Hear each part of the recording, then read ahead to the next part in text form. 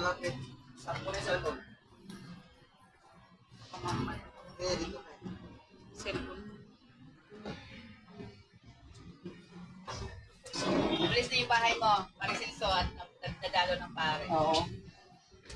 Yan na ngayon, nasa alaw eh. Siya lang yung ganito dito. Dalaw ng pare yung bahay. Yan lang. Pwera na lang kung mayroong mag-request na mag-pag-visit. Kaso, ano muna sa opisina. Kayo, kung may kilala na tayong pare, di tayo pwede na. Pero kailangan sa parokya Sa talaga. parokya, opo. Minsan kasi pa father, ano eh. Magsabi mo lang si secretary. Opo, pero Yabi. mahirap sila mag-schedule eh. Listado nga ako eh. Sabihin mo na nag-usap namin yung Padre. Ganon. Okay, sige po. Next time. Ganun lang. Nag-usap kami ni Padre. So bago ako magpaalam doon sa iyo muna, para sa ko i-inform Oo, doon. inform lang. Okay, sige po, padre. 40 days. 40 days. 40 days. Kasi araw. Lalo pa talaga masakit agad. Isa lang. Maluwi sa Diyos. Uy, itin. Ako lang po talaga. Kasama niyo. Uy, kayo na. Sige, simula tayo. Sige po. Sinabihan ko Sa ngalan ng Ama, ng Anak at ng Espiritu Santo. Amen. Sumayin niyo ang Panginoon. At sumayo rin. Mga kapatid, ngayon ay inaalaala natin ang ika-4 na pong araw ng kamatayan ng ating minamahal na kapatid na si Vilma Limpasan. Mahalagang maunawaan natin ang kahulugan ng ating ginagawang paggunita. Ang 4 na pong araw ay makahulugan kung ating babasahin sa banal na kasulatan. Ito ay sumasagisag sa kapangyarihan ng Diyos laban sa kasamaan at sa kanyang kakayahang magbigay ng bagong buhay. Kaya upang maging marapat tayo sa ating pagdiriwang, tingin natin ang kapatawaran sa ating amang mapagmahal. Panginoon, kaawaan mo kami. Panginoon, kawan mo kami. Kristo, kaawaan mo kami. Kristo, kawan mo kami. Panginoon, kaawaan mo kami. Panginoon, kawan mo kami. Kaawaan tayo na makapangyarihang Diyos, patawarin tayo sa ating mga kasalanan at patnubayan tayo sa buhay na walang hanggan. Amen. Manalangin tayo. Ama namin makapangyarihan, ngayong ginaganap namin ang ika-4 na pong paggunita sa pagyaw ni Vilma. Hinihiling namin siya iyong pagkamitin ng pagpapalang nag-umapaw at marapating siya ay makatambal ng tanang mga banal. Sa pamamagitan ni Jesucristo kasama ng Espiritu Santo, magpasawalang hanggang. Amen. Magsiupo tayo at makinig sa salita ng Diyos. Ang salita ng Diyos.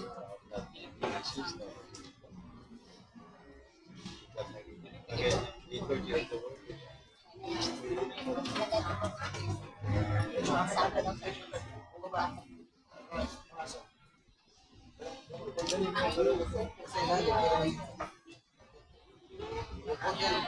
sa Ang salita ng Diyos mula sa aklat ng Genesis. Si Noe ay 600 taon na nang bumaha sa daigdig noong ikalabing-pitong araw ng ikalawang buwan. Nabuksan ang lahat ng bukal, nabutas ang langit at bumuhos ang ulan sa loob ng 40 araw at 40 gabi. Pumasok noon sa daong ang mag-asawang Noe kasama ang kanilang mga anak na lalaki na sina Sem, Cam at Japet at ang kanilang asawa. Pinapasok din niya ang bawat uri ng hayop, mailap at maamo, lumalakad at gumagapang sa lupa at bawat uri ng ibon, isang lalaki at isang babae ng bawat may buhay ang isinasama ni Noe ayon sa utos ng Diyos. Pagkatapos ay isinara ni Yahweh ang pinto ng daong. 40 araw na bumaha sa daigdig, lumaki ang tubig at lumutang ang daong. Palaki ng palaki ang tubig, ngunit palutang ng palutang ang daong. Patuloy pang lumaki ang tubig hanggang sa lumubog ang lahat ng bundok at tumaas pa ng 25 talampakan sa taluktok ng pinakamataas na bundok. Namatay ang bawat may buhay sa lupa, mga ibon, na maamo at mailap na mga hayop, lahat ng gumagapang sa lupa at lahat ng tao, namatay nga ang lahat ng mga ito. Ang mga tao at hayop sa daigdig ay nilipon ng Diyos, maliban kay Noe at sa kanyang mga kasama sa daon. Hindi humupa ang tubig sa loob ng 150 araw.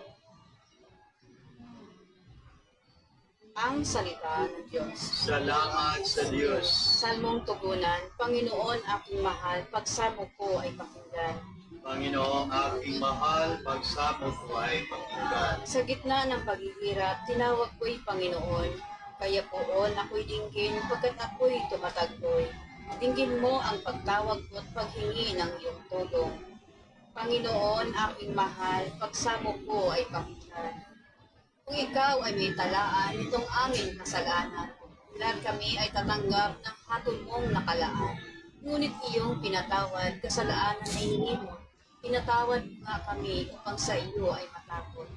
Panginoong aking mahal, pagsamo ko ay pakinggan. Sabik akong naghihintay sa tulong mo, Panginoon, pagkat ako'y may tiwala sa pangako mong pagtulong. Yaring aking pananabik, Panginoon, ay higit pa sa sirinong naghintay ng pagsapit ng umaga. Panginoon, aking mahal, pagsamo ko ay pakinggan. Magtiwala ka, Israel, magtiwala ka sa iyong Diyos. Matatawag at di kukupas ang pag-ibig niyang dulot. Lagi siyang nakahandang sa sino man ay tumubos. Iligtas ang Israel, iyong kanyang mga hinirang. Ililigtas niya sila sa kanilang kasalanan. Panginoon, aking mahal, pagsamo ko ay pakinggan. Sumayin niyo ang Panginoon. At sumayo rin, Ang mabuting balita ng Panginoon ayon kay San Lucas. papuri sa iyo, Panginoon. Pagkatapos isinama ni Jesus ang mga alagad sa labas ng lungsod. Pagdating sa Bitanya, itinaas niya ang kanyang mga kamay at pinagpala sila. Samantalang ginagawad niya ito, siya na may lumalayo paakyat sa langit. Siya ay sinamba nila. Pagkatapos sila ay nagbalik sa Jerusalem taglay ang malaking kagalakan. Palagi sila sa templo at do'y nagpupuri sa Diyos. Ang mabuting balita ng Panginoon. Pinupuri ka namin, Panginoong Heso Kristo. Magandang hapon sa ating lahat, mga Magandang kapatid. hapon po, Father. So ang ika-4 na pong araw ay sa tulad ng simula ay makahulugan sa banal na kasulatan. So ang kaluluwa na aalis sa katawan, manatili muna sa mundo ng 4 na pong araw.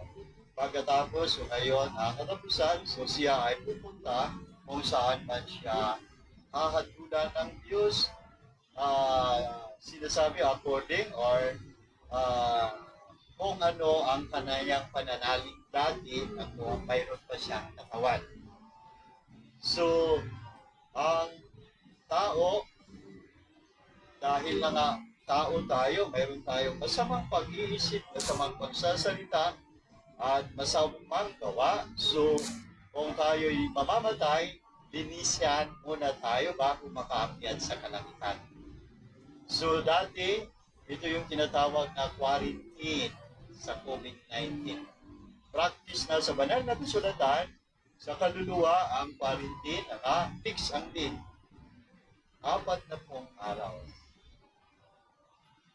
So, linisan ka muna at kung magpakumbaba ka, so makatuloy ka sa langit na kahanan. Kung hindi ka magpakumbaba, or ang record mo sa mayroon ka pang katawan, so ito yung titingnan ng Diyos at ipakita sa iyo. Ito yung gawain mo dati. So, magpasya ka, ngayon, kung nakita mo na, so, kung ito yung gawa mo, dito ka patungo. Kung ito yung gawa mo, doon ka rin patungo. So, ganito siya sa katapusan ng buhay natin. Ang kaluluwa ay bibigyan ng sinasabing hatol ng Diyos kung ano yung nagawa natin na may katawan na tayo. At ito ay na nga makahulugan at totoo na gumagala talaga ang Diyos, nagpapala siya at nagliligtas sa panahon-panahon. Hindi lahat ng panahon. Kagaya ng na nga, ang gusto niya ay linggo-linggo tayo magpuri at magpasalamat sa Kanya. Ito yon, may biyaya siya dyan. Kasi utos rin niya sa ika-3 utos ay igalang natin ang araw ng pamamagitan. So, basihan ito sa 10 utos na ang kanyang batas ba ay ating sinusunod o wala tayong pakialam sa batas ng Diyos. At dito rin sinasabi ang 40 araw na nga kung titingnan natin ay talagang ang Diyos ang masusunod kung tayo ay kaluluwa na. Hindi ka na makagawa ng iba kung hindi ang Diyos ang masusunod. Dahil na nga siya ang makapangyarihan kahit dito sa mundo kung pag-aralan natin ang Diyos, so siya talaga masusunod sa buhay natin, hindi kaya. So, kung hindi natin nasusunod ito, hahatulan niya tayo na wala kang pakialam sa batas natin. So, ayun, dito ka pupunta. Pero ang dasal na nga sa timing, sa 40 araw, at kung hindi ka pa tayo mabago, sa 40 araw, i-extend niya or lawig pa niya sa 40 taon. Sa hanggang makumplito ang pagpakumbaba ng isang kaluluwa sa harap ng Diyos. So, ang sa atin, panawagan ay sinasabing na nga tayo ngayon ay mukhang tayo ang may kapangyarihan sa oras natin. Mukhang mas lalo kung hindi natin alam ang batas ng Diyos, so ang 10 utos niya at ang ating program, ang ating mga gustong gagawin, ang gusto lang natin gagawin. Ang Diyos ay kung may sakit tayo or kung may problema na tayo. Pero kung na nga, ito ay nagpapatuloy, talagang tayo rin ang mag-iinap. So ang panawagan lagi ng Diyos ay kung siya ang ating unahin, magpapala natin ang biyaya niya dito sa mundo hanggang sa langit na sinasabi ang langit na tahanan. Wala ka nang alalahanin, ang ating alalahan. Ang bahala ay Diyos na.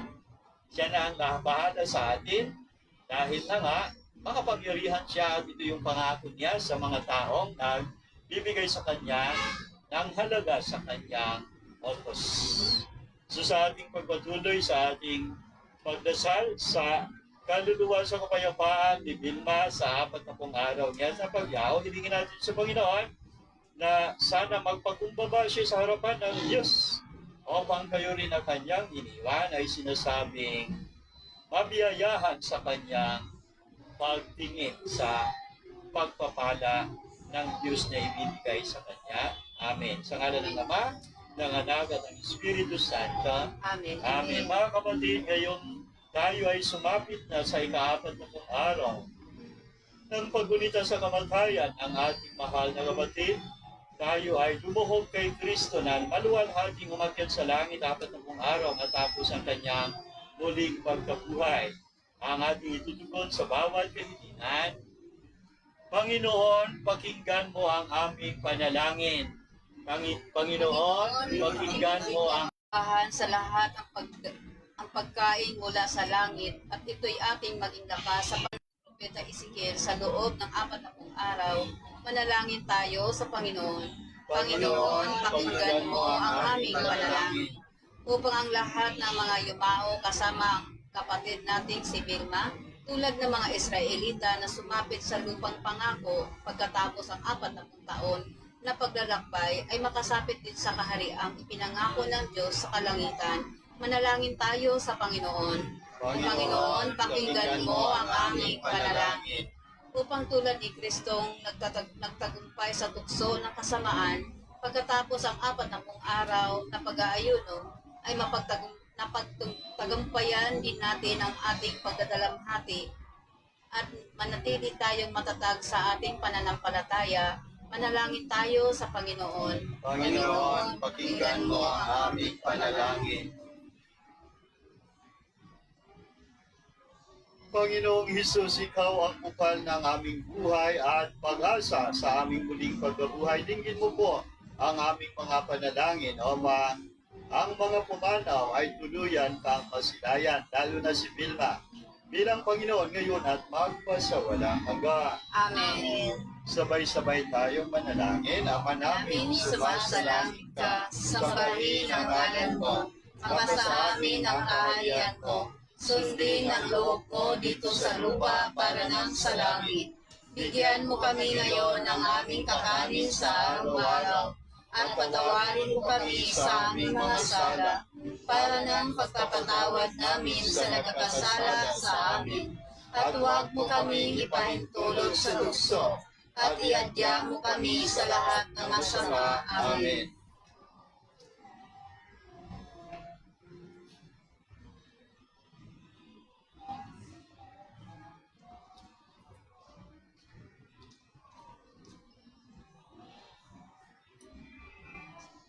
Kapayapaan magpakailanman, igawad mo kay Vilma, O Panginoon, at ang liwanag na iyong ipasinag sa kanya hanggang sa wakas. Amen. Amen. Sa ngalan ng Ama, ng Anak, at ng Espiritu Santo. Amen. Sumainyo ang Panginoon. At sumayo rin. Magpalain kayo ng makapangyarihang Diyos, Ama, Anak, at Espiritu Santo. Amen. Tapos na ang ating dasal para sa ika-4 na pong araw sa pagyao ni Vilma. Kumayo tayong taglay ang kapayapaan at pag-ibig ni Kristo. Salamat sa Diyos. Bless ka. Kay Father, birthday mo yun. Bless. Hindi.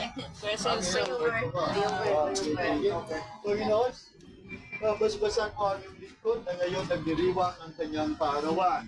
Bigyan mo po siya ng iba pang mga taon na pagdiriwang ng kaarawan, magandang kalusugan at mabuting pangangagawan at ang Espiritu ay sana sa kabutihan niya matuon. Sa ngalan ni Kristo ang aming Pinoon. Amen. Magpalain ka ng makapangyarihang Diyos, Ama, Anak at Espiritu Santo. Amen. Happy birthday! Happy birthday! Yung cake mo. Buksan mo tong cake. Yang, gunting yang. Tanggalin yan.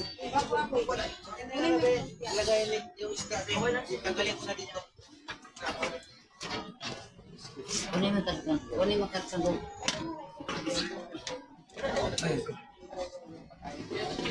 Kain ka muna, Paz. Kain ka muna kasi malay-lay dyan. Din mo kami. Ang ano ba dyan? Meron pala ito.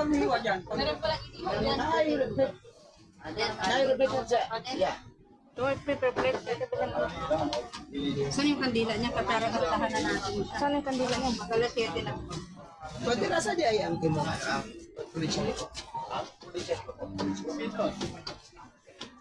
Wala na sana ba yan, ano?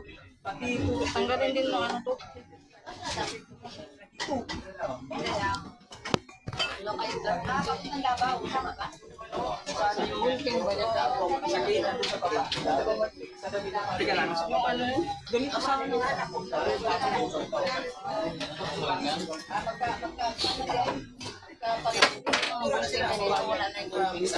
Kutsilyo na lang.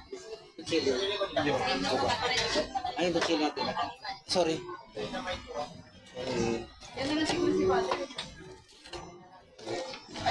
Hindi na ako ano. Kainis.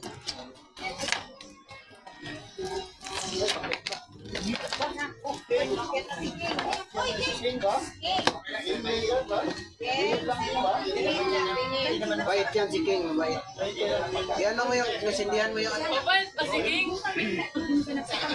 Yung kandila na kahit ano. Dato na lang na ano. Plato daw. Ay, ito. Para may pati. Hindi mo, Bi. Ano, kusara? May pati lang yung special na. Sana.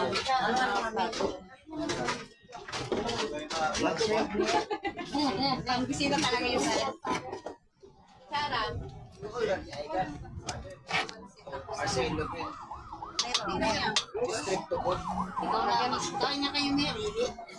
Ano, kantaan muna natin si Crystal Song? Para ano na? Sa Pwede tas pa-uploading, ano?